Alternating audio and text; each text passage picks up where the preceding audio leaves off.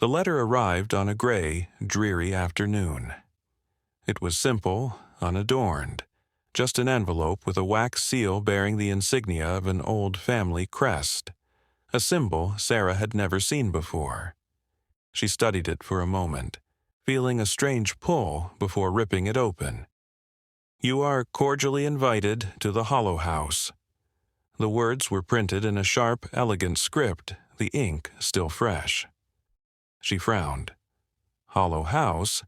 It didn't ring a bell, but the letter went on. "We are pleased to offer you the opportunity to experience a place like no other. A house full of memories, steeped in history. Your presence is requested. Come alone. 7 p.m. Friday evening. Please do not hesitate." It was signed with a name she didn't recognize. Elliot Vane. Sarah's heart raced. The oddness of the letter, the mysterious invitation, everything about it seemed out of place, but at the same time there was something intriguing about it. She had been feeling restless lately, as though something was missing in her life. Maybe this strange invitation was the answer. Against her better judgment, she decided to go. The directions were simple, and she followed them easily, though she began to feel an odd sense of isolation as she drove deeper into the countryside. The road narrowed, winding around dense trees that seemed to swallow the light. There was no one else on the road. The only sound was the hum of the engine and the occasional rustle of branches brushing against the sides of the car. Finally, after what seemed like hours, she saw it. The Hollow House. It was perched on a hill at the edge of the woods, an imposing 3-story mansion surrounded by overgrown hedges and dead vines. The house had an eerie beauty. Tall, dark windows, a steep, slanted roof, and a massive front door that stood slightly ajar as though waiting for her. Sarah hesitated at the edge of the driveway. The air was thick with silence. Her heartbeat quickened. She got out of the car and walked up to the door. With a deep breath, she pushed it open. The moment she stepped inside, a heavy chill pressed against her skin. The hallway was vast, stretching into darkness, and the faint smell of mildew lingered in the air. The wooden floor creaked under her weight, and the light from her phone's flashlight cast long shadows on the walls. She glanced around. There were no signs of life. The house looked abandoned, save for the occasional strange object left carelessly in the corner. "Hello," she called out, her voice echoing through the emptiness. But no response came. She took a cautious step forward, then another. The wooden beams above her seemed to groan, as if the house itself were alive, watching her. The front door clicked shut behind her, the sound hollow and final. Her phone buzzed. It was a message from a number she didn't recognize. The message read, "Welcome to the Hollow House, Sarah. Please make yourself comfortable. Dinner will be served in 30 minutes. Follow the path that leads to the dining room." She looked up. A narrow hallway stretched ahead, dimly lit by antique sconces. A faint scent of something rich and savory reached her nostrils. Dinner, she thought. Without another word, she began to walk down the hall. The path was long, and Sarah's footsteps echoed through the silence. The walls, covered in peeling wallpaper, were adorned with faded portraits of unknown people. Their eyes seemed to follow her as she walked, making her skin crawl. The atmosphere felt suffocating, like the house was closing in on her. She finally arrived at a large, ornately carved door at the end of the hallway. Hesitant but unable to turn back, she pushed it open. The dining room was enormous. An antique chandelier hung from the ceiling, its crystal tears shimmering faintly in the dim light. A long, polished table stretched down the center, laid out with an extravagant feast. Candles flickered along the edges, casting dancing shadows on the walls. There was a chair at the far end, a place for her. A man stood by the table, tall and gaunt, wearing a black suit. His face was pale, almost sickly, and his eyes were sunken. He looked like someone who hadn't slept in days, or perhaps someone who hadn't needed to. His smile was thin, unsettling. "You've arrived just in time," he said, his voice smooth, like silk. "Please, have a seat. Dinner awaits." Sarah hesitated, unsure of what to do. She had a strange feeling, as though she were part of some macabre play. But the scent of the food, rich, savory, was overwhelming. She sat down slowly, and the man across from her poured a glass of deep red wine. "Elliot Vane," he introduced himself, his smile never fading. "I trust you've had a pleasant journey?" "Yes," Sarah said, though she felt anything but at ease. "Why am I here? I don't understand." "You're here because you were chosen," Elliot interrupted, his eyes gleaming in the candlelight. "Not everyone gets an invitation to the Hollow House. You're special, Sarah. You'll see soon enough." The food before her looked delicious. Roast meats, vegetables, fine bread. But something was off. There was a heaviness to the air, a weight she couldn't explain. As she reached for her fork, the lights flickered. The man's voice interrupted her again. "Eat, it's your last meal here." Sarah froze, the fork halfway to her mouth. His words hung in the air like a threat. "Last meal?" she repeated, but before he could respond the room grew cold, and then it happened. The portraits on the walls began to shift. The faces in the paintings distorted, their eyes widening, mouths stretching into grotesque smiles. The air turned thick with a presence, something dark, watching, waiting. Suddenly, the door slammed shut. The candles went out in an instant, plunging the room into darkness. A low, guttural laugh echoed in the room, and Sarah spun around to face Elliot. But where he had been standing, there was nothing but shadow. The room was now completely dark, the whispers louder, more frantic. Her breath quickened, panic rising in her chest. Her phone, which she had dropped on the table, lit up, showing a message. "Sarah, don't trust him. He isn't human. Run." It was signed Elliot Vane. She froze, confusion flooding her mind. It didn't make sense. Was it him? Was this some twisted game? The door behind her creaked open. Without thinking, Sarah bolted toward the exit, her footsteps slapping the hardwood floor. But as she reached the doorway, she stumbled. Before her stood the figure of Elliot, now a dark silhouette, his grin wide and menacing. "You can't leave, Sarah," he whispered, stepping closer. "Not now. You've already crossed the threshold. You're ours now." A sound filled the room. A whisper, soft at first, then growing louder. It was a chorus of voices, all speaking at once, unintelligible yet filled with desperation. Sarah stood up, her heart hammering. The table began to shake, the silverware rattling as though it were alive. "Get out!" she gasped, backing toward the door. But the door wouldn't open. The knob twisted in her hand, but it wouldn't budge. Then Elliot's voice rose above the cacophony, calm, soothing. "You were always meant to be here. You're the final piece, Sarah. The Hollow House will have you."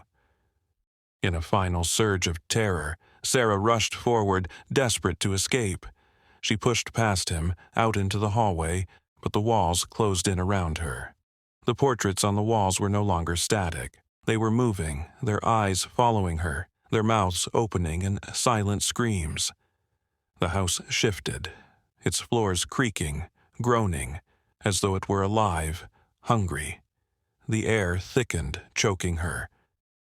She ran toward the front door. When she reached for the handle, a deafening scream echoed through the house, the walls vibrating with a power beyond comprehension.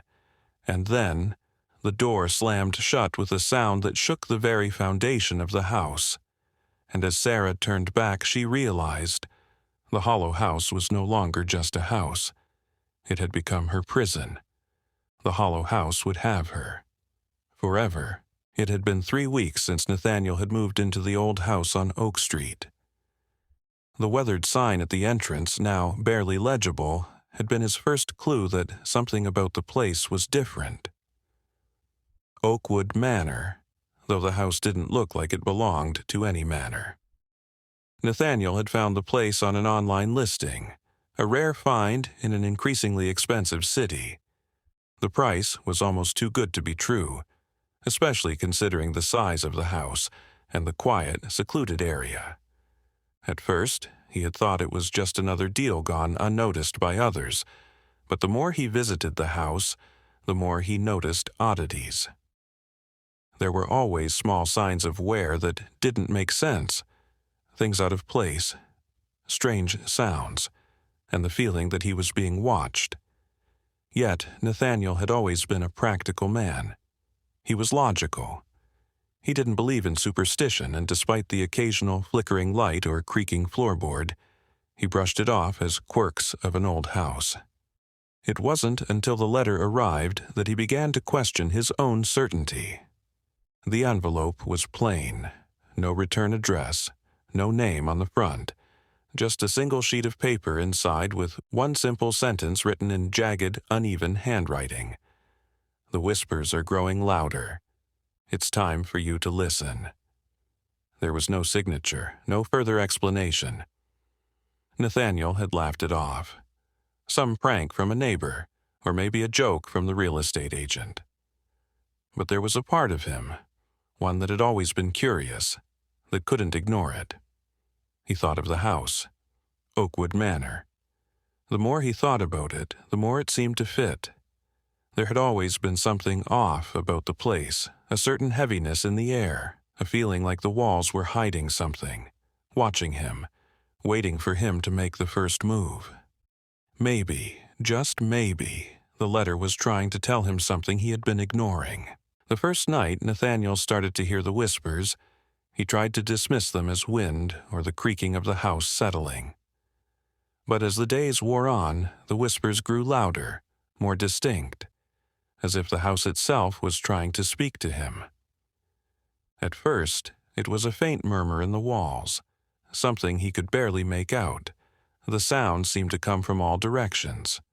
Soft at first, like the gentle rustling of paper, but over time they began to form words, whispers that fluttered like insects in the dark.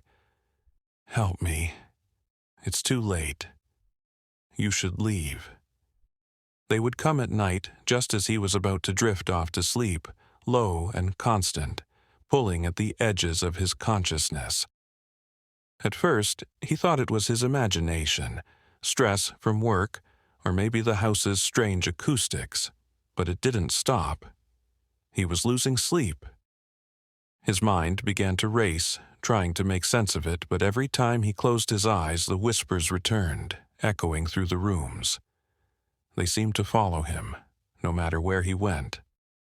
One night, after days of sleeplessness, Nathaniel could no longer ignore the growing urgency of the voices. They were desperate now, their tone frantic, demanding his attention.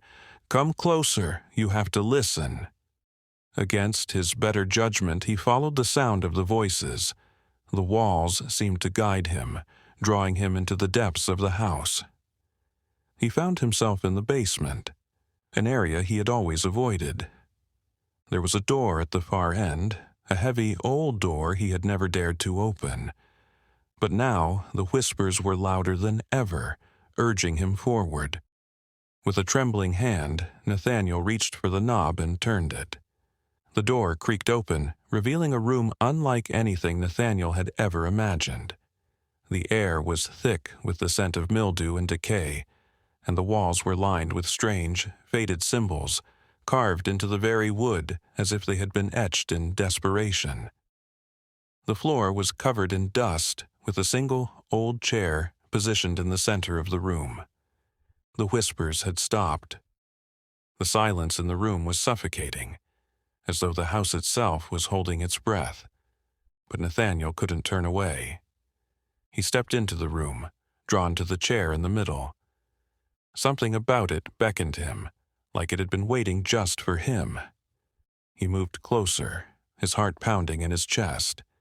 As he reached the chair, he froze. Beneath it, etched into the floor, was another symbol. This one fresh, the edges still wet with something dark and crimson. Before he could step back, the room seemed to pulse, the air thickening around him. The whispers returned, louder now, not from the walls but from within the chair itself, rising from the very fabric as if it were alive. "You're too late," they whispered, and Nathaniel's breath caught in his throat. "You should never have come." Suddenly, a cold hand grabbed his wrist. He whipped around, but no one was there. The whispers crescendoed into a chaotic scream, and the floor beneath him groaned as though the house itself were alive, shifting, preparing to swallow him whole. Nathaniel stumbled back from the chair, his mind racing, his heart slamming in his chest. He had to leave, he had to get out. But the room seemed to stretch impossibly long, the door at the far end now distant, unreachable. His body was paralyzed with fear, and the whispers grew louder, angrier, until it felt like they were inside his head. Their voices became one, a chorus of despair and hatred that shook him to his core. "You listened. Now you are ours." The symbols on the wall shifted, writhing as if they were alive, moving toward him, closing in around him. Nathaniel could feel their weight pressing down on him, the coldness creeping into his bones. The air turned icy, suffocating, and his vision began to blur. He tried to move, but his body refused to obey. It was as though the house had taken hold of him, claiming him as its own. And then, from the shadows in the corner, something emerged. A figure, gaunt and pale, its face twisted in a silent scream. Its eyes, black, hollow voids, locked onto his, and Nathaniel felt his heart drop into his stomach. It wasn't human. "You listened," the figure whispered, its voice cold and hollow. "Now you will join us." The figure reached out toward him, its fingers stretching like tendrils, impossibly long, as if they could reach into his very soul. The room seemed to spin, the walls closing in, and Nathaniel screamed, trying to break free. But there was no escape. The next morning, the house was eerily silent. Nathaniel's car sat untouched in the driveway. The sun rose over Oakwood Manor, casting long shadows across the yard. It looked like an ordinary day, but the house was not the same. There was something in the air, something dark, heavy, and oppressive. Inside, the rooms were unchanged, the furniture undisturbed, but there was an absence, an emptiness that filled the spaces like a ghost. The whispers had stopped. There was nothing now but the quiet hum of the house. In the basement, the chair sat empty, its faded fabric now untouched. The symbols on the floor had faded into the wood as though they had never existed. But Nathaniel's presence lingered. He was gone. He had listened to the whispers, and now he was part of them. In the deep shadows of the house, if you listened closely enough, you could still hear them, the whispers calling to anyone who would listen. "Come closer. We have room for one more." The whispers beneath had claimed him, as it had claimed others be. Story number 3. The Cursed Diary. Part 1. The Find. It was a Thursday afternoon when Lily first discovered the diary. She had been browsing through the old dusty attic of her new home, a crumbling Victorian house on the outskirts of town. She had inherited the place from her late grandmother, a woman Lily barely remembered. The house had always seemed distant and eerie to her, filled with strange noises, drafty corners and shadows that seemed to shift even in the brightest of lights. But when Lily had moved in, she had convinced herself that it was just an old house, nothing more. She had spent the morning cleaning out the attic, sorting through boxes of old books, clothing, and forgotten trinkets. As she moved one particularly large chest out of the way, something caught her eye. A small leather-bound book tucked behind a stack of old newspapers. The diary was worn, the edges frayed, and the leather was cracked from age. Its cover was plain, devoid of any markings. Curious, Lily picked it up. As soon as her fingers touched the cover, a cold shiver ran down her spine. It wasn't just the age of the book or the dampness of the attic air. It felt as though the diary itself was alive, as though it had been waiting for her. She sat on the dusty floor and opened it. The pages were yellowed with age, but the handwriting was clear, deliberate, almost painstakingly neat. The first entry was dated May 14th, 1894. I have been told that this house is cursed. My grandmother told me of its secrets, but I never believed her. She always spoke of the shadows that lurked in the corners, the things that came in the night. I laughed it off, but now I hear them too. Lily frowned, unsure of whether to believe what she was reading. She flipped through more pages, and with every entry the handwriting grew more frantic, more desperate. The walls scream at night. The house speaks in tongues that I cannot understand. But I hear them now, the whispers, the scratches, the tapping at the windows. I thought they were dreams, but I am awake. I am no longer sure of what is real. The house is hungry and it is waiting for me. A chill ran down Lily's spine as she closed the diary. The words felt too real, too ominous. It was ridiculous, of course. The diary belonged to someone else, someone long dead. The house was old, but it couldn't be alive. Still, the hairs on the back of her neck stood up as if the house itself were watching her. That night, Lily found it hard to sleep. The wind howled through the cracks in the house, and the wooden beams creaked, groaned under the weight of the years. She tried to shake off the unease, but the feeling lingered, gnawing at the edges of her mind. As the hours passed, she thought she heard a noise. Soft, distant, like a whisper. It was so faint she almost convinced herself it was nothing. But then it came again, louder this time. A scratch, followed by a soft tap, tap, tap against her bedroom window. Lily froze.